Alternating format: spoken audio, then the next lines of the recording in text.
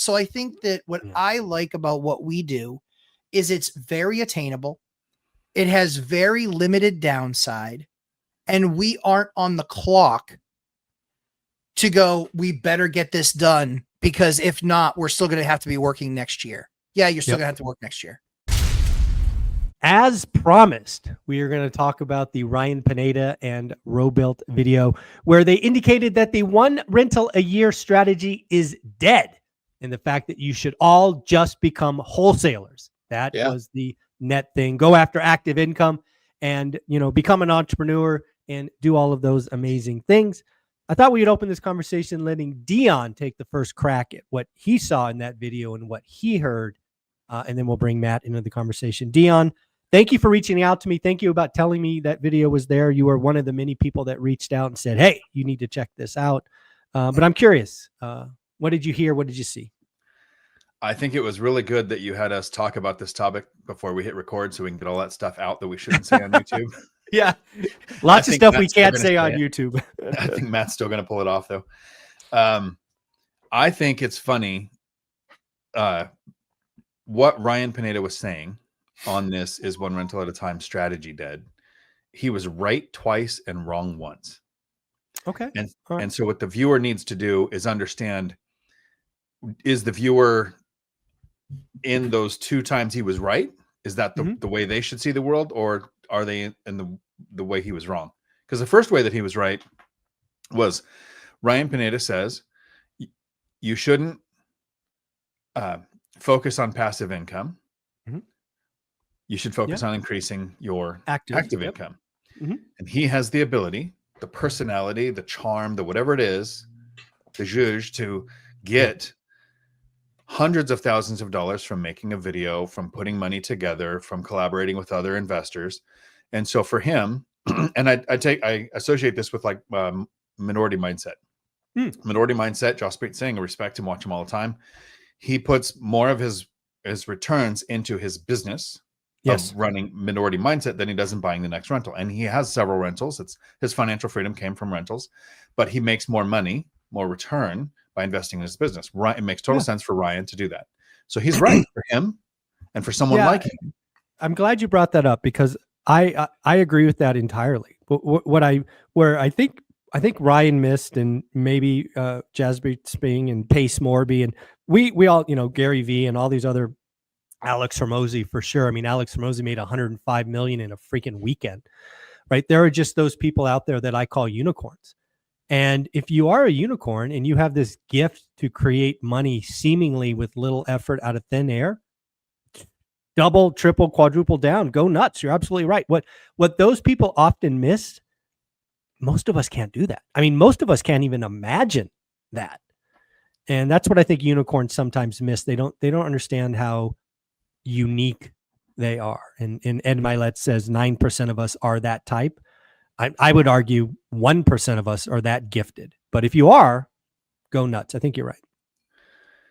The second way that he was right, he said, if you buy one rental a year and each rental makes a couple $100, so you're figuring one rental equals $200, and you buy 10 rentals in 10 years, that's 10 times 200. That's 2,000. 2,000. Thank you, math. So 2,000 a month is 24,000 a year.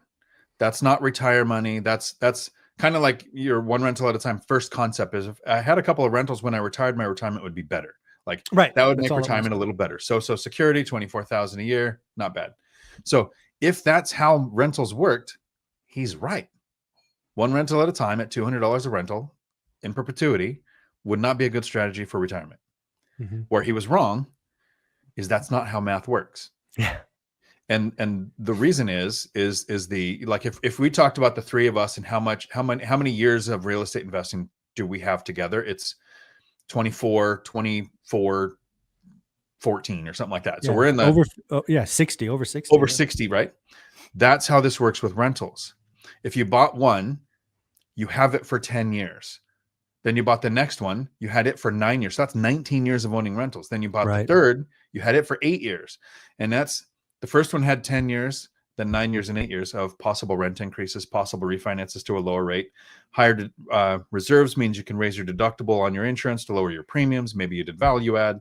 You've had tenant turnovers. That $200 a month, where I only own 8 properties. 3 of them were break-even purchases, right? I knew what was happening in the area, so there was more to it than math. But they generate over $1,000 a unit each just after year 10. So if it was $200 a unit, 8 properties wouldn't do it for me. Right. But over $1,000 a unit with 18 units on 8 properties, it's hundreds of thousands of dollars a year created in a decade. So is the viewer super entrepreneur, not just entrepreneur, but going to be successful? Mm-hmm. Can they do math? Mm-hmm. And can they wait that decade?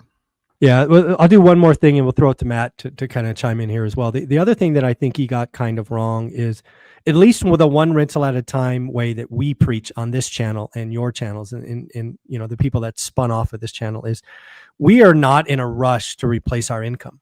That's not what I'm about. What I'm about is building wealth.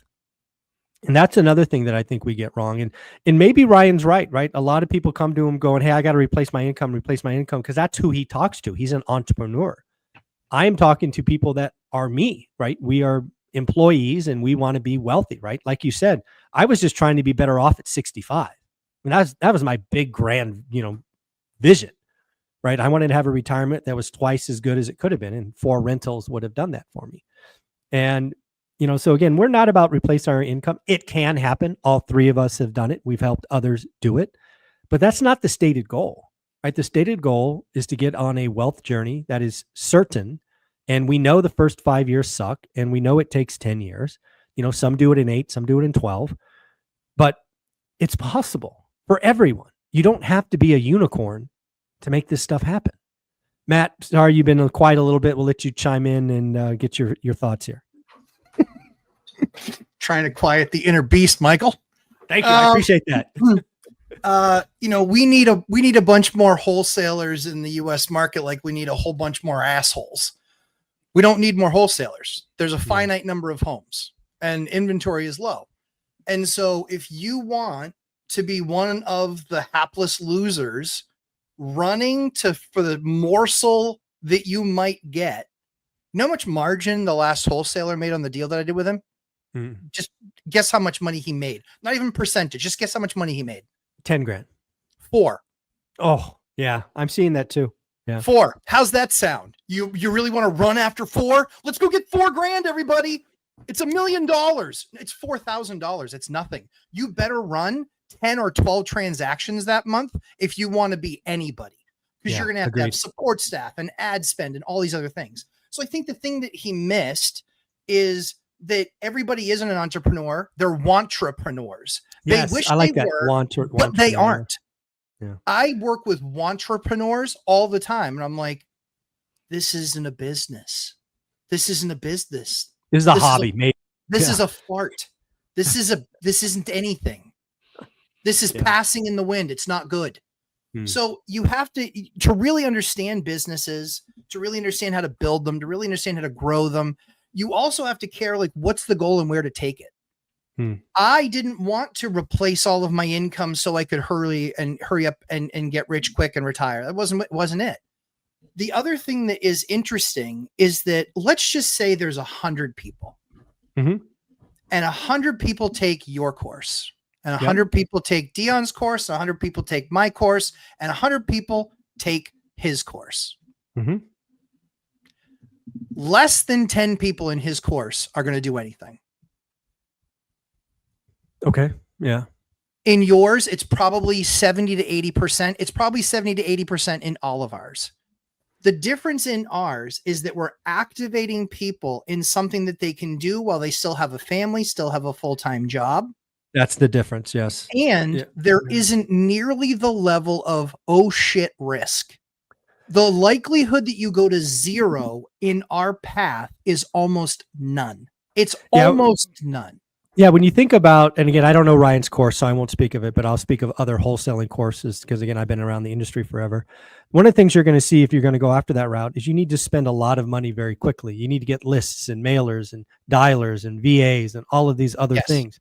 Yes. If you get my course, all you got to do is get a search criteria and look at it for 20 minutes a freaking day. Correct. There's nothing in my course that costs you money. Correct. Nothing. You don't have to do anything. Correct. And that's the point that very often these Ubers get wrong. The Grant Cardones, the Ryan Pinedas, this is very often what these guys get wrong, is that it is something that has to be all encompassing. It has to be walking away from the old. Do you know how many people come to my course after they've taken some course like that? Yeah. They've taken some big boy course. They've taken some guru course. I had this last boot camp. My boot camp is $1,000. And I had someone that came to it that just spent 30 on another course. Everything I taught them was new. That's a problem. I just think that, this is wholesaling is the latest grift. They make it sound really sexy, really easy. Here's all you have to do. I've got bad news. I get 10 calls a week from wholesalers. And 4 or 5 of them usually call me on the same deal.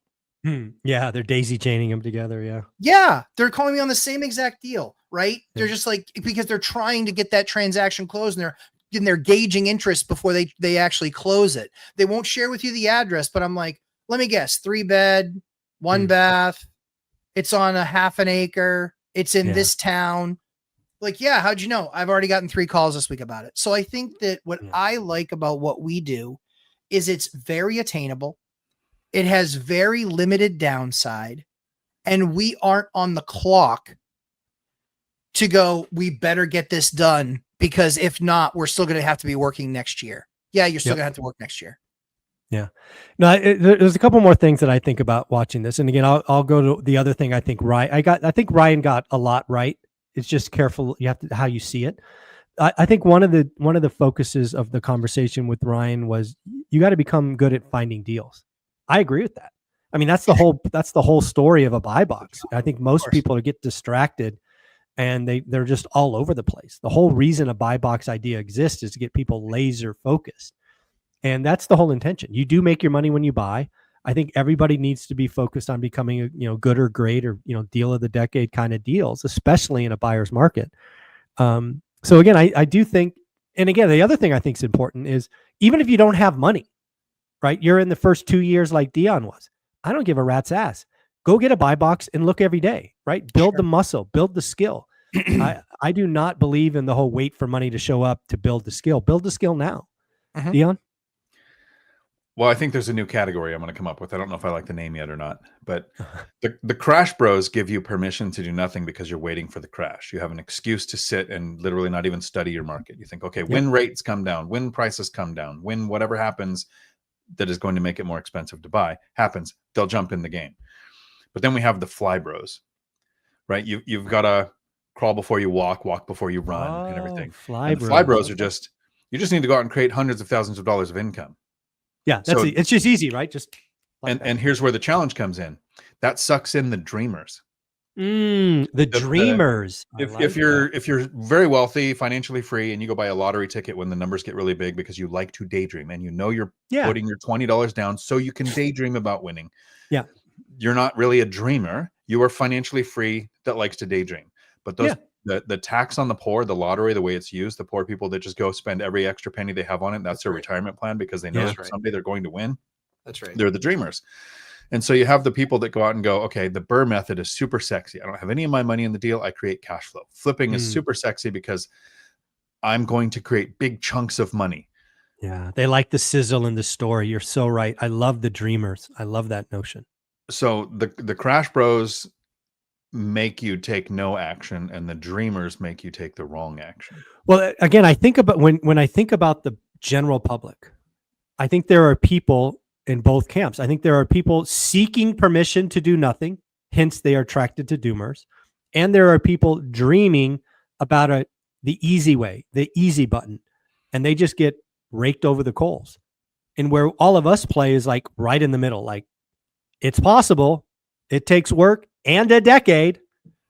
And unfortunately the pool that we're playing with is smaller than the other two because everybody likes permission to do nothing. They create excuses, or they just want to dream about winning the lottery and, and $1 billion. So who would you rather have, a group of people who did nothing, a group of people who tried the wrong things, or a smaller group of people who reach financial freedom and share their stories with you? Well, I know which one I like. I like the one in the middle. I can also tell you I'm done dealing with the doomers. I will not, I don't even tolerate them anymore. I just block them and move on. It's crazy. Matt, bring this home, buddy. What do you think of all this?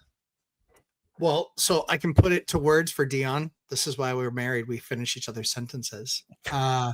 It's really dreamers versus doers. Yes. Dreamers versus doers. And so I'm not afraid of hard work. I'm not afraid of doing extra work. I'm not afraid of, putting in the extra time. But what I want is a higher likelihood of success. That's what I want. I want probability on my side. Mm-hmm. And so entrepreneurs are dreamers. Yes. Entrepreneurs recognize that they have to be doers. Yeah. It's doing. It's one step, one step in front of the other. It's understanding the numbers. It's understanding buy boxes and rent boxes and market dynamics and all of these things. And that's where you can then become elite at something. It was really funny. A few friends of mine actually sent me the same video on Instagram. It was, basically Nick Saban, one of the greatest football coaches of all time, for Alabama, talking about how, amazing players hate mediocre players. Yes. And mediocre players hate amazing players. But then he takes it through. He's like, you can be good and then you can be very good. And he goes, but if you put in that much more time, you can become elite. And I was like, ooh, I've heard that somewhere. I like that. I like that. But that's what it becomes. It becomes becoming elite. And so what I recognized very early on, right, there's the book, the 10,000 hours, right? 10,000 hours to basically become equipped at doing it, pretty much anything. That's 5 years of full-time or 10 years of part-time. That's 10 years of part-time. We tell people, hey, it takes 5 years, maybe 10 years. But this isn't, and this is your line, this isn't get rich quick. This is get rich for sure. Yeah. And the challenge that most people have is that in the last 12 years, they've only ever seen an up market. Yes. And if you've only ever seen an up market, all due respect, you might have gotten lucky. Yeah, no, You've absolutely. Only seen an up market. So let's see over the next 2-4 years, as we see market churn, as we see these things happen, let's see who's still left standing in the next 2 to 4 years. I agree. Because I bet you a guy like Ken McElroy is still standing. Oh, absolutely. Right? No question. No, there's no question. Yeah. And here's the thing. Did he build something massive? Yeah. But how long did it take? Yeah. Decades upon decades. So yeah. But anyway, Lumberjack Landlord, Thursday nights, 9 p.m. Come hang out with me. I'll answer your questions. Had a lot of new folks this last Thursday from teaching a couple classes and doing a couple appearances. So yeah, that's it. But Lumberjack Landlord, 9 p.m. on Thursday nights Eastern time. And then Dion's got his amazing show on Tuesdays at 4 that I missed pretty often now because it's right around kids' bedtimes. Closing thoughts and wrap us up. I think you need to figure out what works for you, the viewer. Yep. There are people who are true entrepreneurs that have that mindset, that have that creativity, and they need to find Alex Hormozzi's and the Gary V's. And all of us can learn something from them, something to implement. For sure. As long as we don't fall down the rabbit hole of wishing equals return, right? It's got to be action that equals return.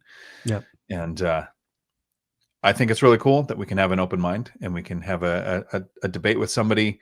I would like to see, Ryan. I mean, Rabil coming on here makes total sense to for you and him to talk together. But it would be great to see Ryan come and say, here's what I actually meant. Yeah, I could do that. I think Ryan and I have a good enough friendship where I can make that happen. So I'll send him a note today. The last thing I say, I'm sorry, Dion, where can they find you? Oh, they can find me in a place where Ryan would not be happy, but on Amazon in a book for financial freedom for the lazy person. Imagine somebody like Ryan. He would go crazy. It would be like somebody calling you lucky. That was rude. That was rude. The last thing I'll say about this topic, I stole this from Pace Morby, is know thyself. And I think that's the thing that Ryan missed. And that's okay, right? When you are an elite at something and it seemingly comes easy to you, you don't realize the gift that you have, right? That zhuzh, as you called it earlier. And that's okay. Know thyself. I do believe that most people want what the three of us have. We're willing to work for a decade, a season, live below our means, stack paper. We're not trying to replace our income tomorrow.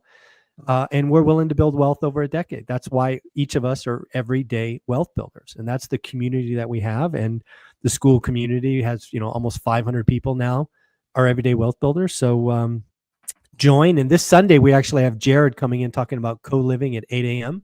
And he'll be a speaker at the Vegas event. So a lot of fun, guys. Take care. Thanks, Mike. Ciao.